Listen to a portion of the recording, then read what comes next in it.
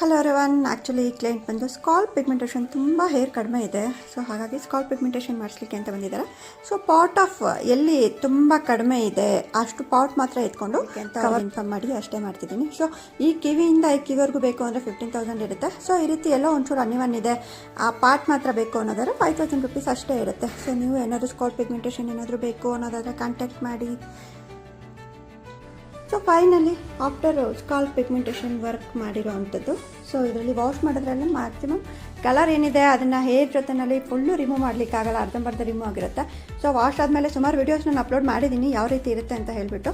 So ಅದನ್ನು ಬೇಕು ಅಂದರೆ ಕೇಳಿದ್ರೆ ಮೆನ್ಷನ್ ಮಾಡಿ ಮತ್ತೆ ರಿಪೀಟು ನಿಮಗೆ ಫಾರ್ವರ್ಡ್ ಮಾಡ್ತೀನಿ. ಸೊ ನಿಮಗೂ ಏನಾದರೂ ತುಂಬ ಬಾಲ್ಡ್ ಇದೆ ಹೇರು, ಸ್ಕಾಲ್ಪ್ ಪಿಗ್ಮೆಂಟೇಷನ್ ಮಾಡಿಸ್ಕೋಬೇಕು ಅನ್ನೋದಾದರೆ ಕಾಂಟ್ಯಾಕ್ಟ್ ಮಾಡ್ಬೋದು. ಮತ್ತು ಒಂದೇ ಸೆಷನಲ್ಲಿ ಆಗುತ್ತೆ ಅಂತ ಅಂದ್ಕೋಬೇಡಿ.